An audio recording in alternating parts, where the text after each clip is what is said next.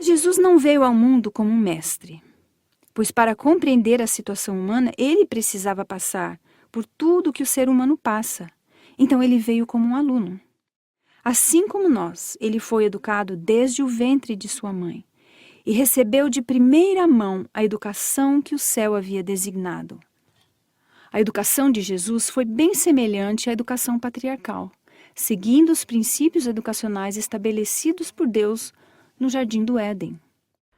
A sua escola era o seu lar, a carpintaria de José, a natureza. Os professores eram seus pais, José e Maria, sob a direção de Deus. E os compêndios que ele usava eram os compêndios que foram designados pelo céu: o trabalho útil, o estudo das Escrituras, o estudo da natureza e as experiências da vida. E como foi a atuação de Jesus como professor? É-nos dito que no ensino de seus discípulos, o Salvador seguiu o sistema educacional estabelecido no princípio. Os primeiros 12 escolhidos, juntamente com alguns poucos outros que, mediante o auxílio às suas necessidades, tinha de quando em quando ligação com eles, formavam a família de Jesus. Achavam-se com ele em casa, à mesa, em particular, no campo, acompanhavam-no em suas viagens, participavam de suas provações e agruras, e tanto quanto lhes era possível, participavam de seu trabalho. Então a educação dos discípulos foi semelhante à de Jesus. A escola era o lar, eram as conversas à mesa, caminhando na estrada, andando pelo campo. O professor era Jesus. Jesus era o próprio mestre dos discípulos sob a orientação de Deus. E quais eram os compêndios? Bem semelhantes ao que Jesus usou: o trabalho útil, o estudo das Escrituras, feito através dos ensinos de Jesus, o estudo da natureza, principalmente através do uso das parábolas que Jesus contava, e as experiências da vida, o convívio diário, os milagres de Jesus, as viagens, tudo o que lhes era exposto no dia a dia. E com muitas parábolas semelhantes, lhes expunha a palavra, conforme permitia a capacidade dos ouvintes. E sem parábolas não lhes falava. Tudo, porém, explicava em particular aos seus próprios discípulos. Marcos 14, 33 e 34. Assim como Jesus foi instruído, ele instruiu os seus discípulos. A escola de Jesus tinha algumas características importantes que nos ensinam muito. Havia um baixo índice de aluno para professor. Os alunos eram treinados para serem líderes. Eles aprendiam através do trabalho prático. E a natureza era a principal sala de aula. Aprendiam também através das viagens missionárias que eles faziam. O ensino de Jesus era uma combinação de aula expositiva e currículo experimental. Eles estudavam as Escrituras e participavam de muitas atividades práticas, como ensino, pregação e cura. E qual era o conteúdo que Jesus ensinava? De acordo com o livro Educação, ele ensinava aquilo que alarga a capacidade do homem para conhecer a Deus, a verdade referente à conduta na vida. Ele ensinava também aquilo que une o homem com a eternidade. Ensinava o homem a contemplar a Deus nas suas obras, em sua palavra e em suas providências. E ele punha a mente humana em contato com a mente do infinito. Ele ensinava por exemplo, ele ensinava diretamente, ele ensinava usando lições da natureza. Ele usava todos os métodos que podiam funcionar com os discípulos, com as pessoas. Por exemplo, ele usava cenas da natureza que era comum, ou da natureza ou do trabalho, ou semeando, construindo na terra ou na rocha, coisas que quando o povo visse a situação, eles lembravam da lição espiritual que acompanhava. E para sempre, o Espírito de Profecia fala, os dois ficavam ligados na mente das pessoas, dos ouvintes. E não dava para separar um do outro. Então ele ensinava por exemplo, por teoria, e também mandou os discípulos de 2 em 2, praticar o que eles tinham aprendido, né? E eles saíram de 2 em 2, expulsaram demônios, curaram as pessoas, voltaram super empolgados, falando que até os demônios obedecem a nós. Então, você vê que Deus não esperava eles terminarem a faculdade para ter uma experiência. Eles já, enquanto estavam aprendendo, estavam aplicando, porque é assim que a gente aprende melhor. Quando a gente vê Jesus com os discípulos, eu acho que é muito importante a gente aprender dele, como ele lidou com os discípulos e como que a gente pode lidar com os outros discípulos, sejam eles os nossos filhos, sejam eles nossos alunos pequenos, ou sejam as pessoas a quem a gente está tentando trazer a Cristo, os nossos colaboradores na igreja. Mas é interessante que nos é dito que ele escolheu pessoas simples, né? Mas que eram inteligentes, que eram flexíveis, mas que eram todos de temperamentos muito diferentes. Eles diferiam grandemente de temperamentos. E hoje o que a gente pensa, depois olhando para trás e pensando no que eles eram no final, por exemplo, João. O que a gente pensa de João? João é o discípulo do amor, né? Mas antes ele era o quê? Ele era considerado filho do trovão. E Jesus ensinou-os como? Pela associação pessoal, a relação de um com o outro, no dia a dia. Ele fez exatamente, nos é dito que os discípulos constituíam a família de Jesus. Lembra que ele falou até quando a mãe e os irmãos chegaram? Ele disse, não, esses são a minha mãe, são os meus irmãos. E nessa família íntima, Jesus ensinava do jeito que era para ser ensinada a família original, do jeito que era para ser ensinado em Israel e na nossa família.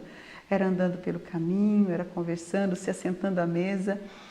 E ele tinha uma lição para cada momento. Ele trazia as lições espirituais.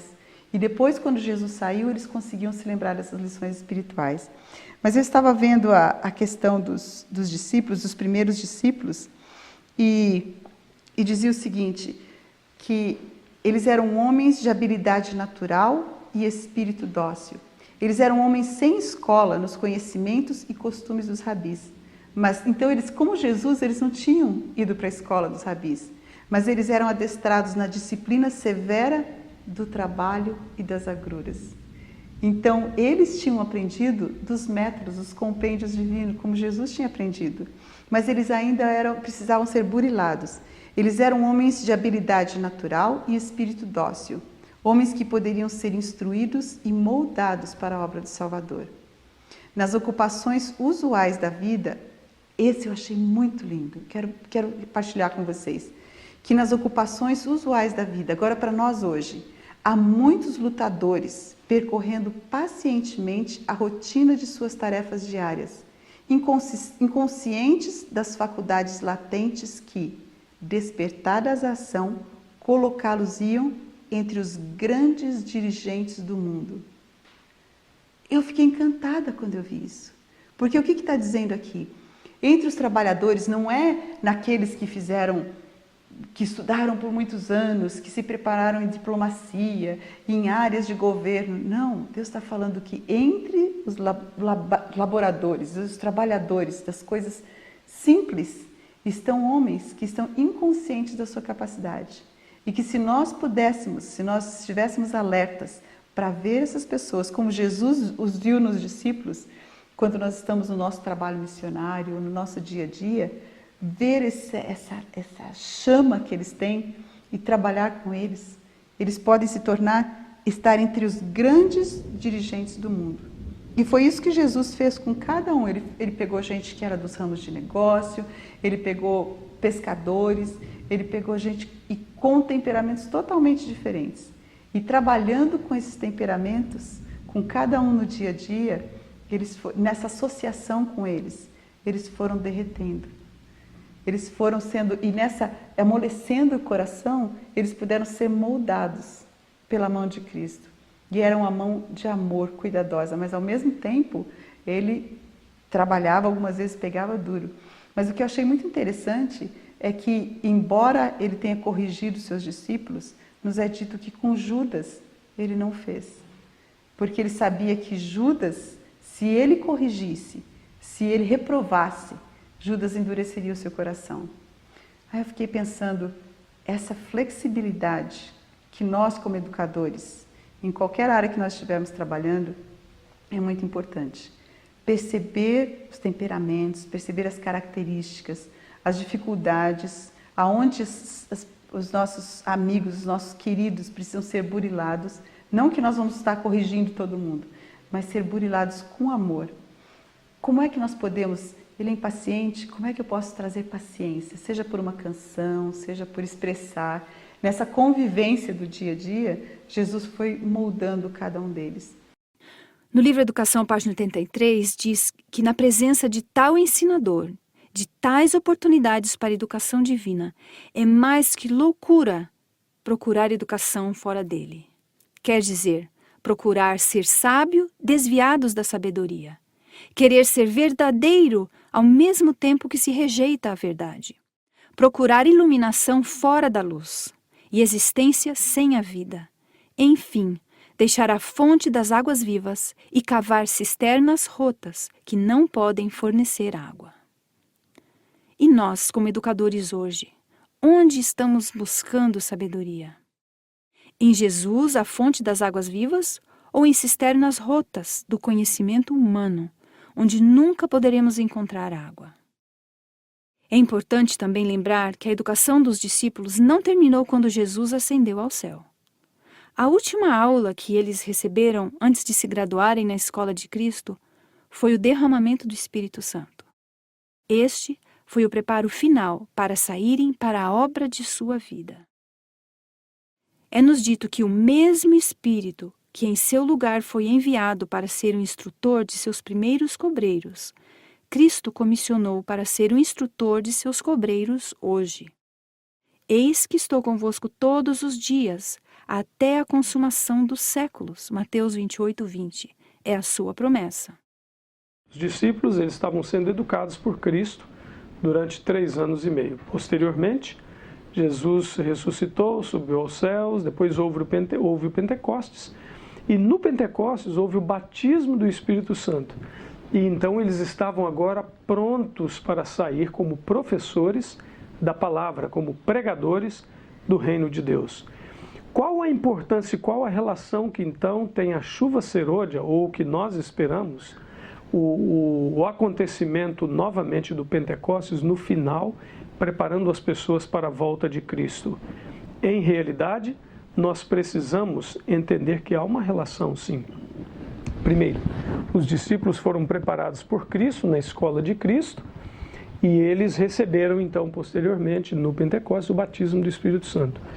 Toda pessoa que está sendo educada hoje para o reino de Deus, na verdadeira educação, centralizada na palavra, ela precisa também receber a chuva serôdia, o batismo do Espírito Santo, que é nosso direito e nosso privilégio em Cristo Jesus para poder terminar o processo educativo concernente a esta terra, para que então nós possamos entrar numa educação maior após a volta de Cristo, que é a vida eterna. Jesus não nos chama hoje para sermos seus cobreiros sem tomar todas as providências necessárias para o nosso preparo completo. Como pais e educadores, precisamos primeiro estudar na escola de Cristo. E assim como aconteceu com os discípulos, Ele vai selar o nosso estudo com o derramamento do Espírito Santo, através da chuva serôdia. Que Deus nos ajude a sermos alunos ávidos para aprender com Ele como educar nossos filhos e nossos alunos.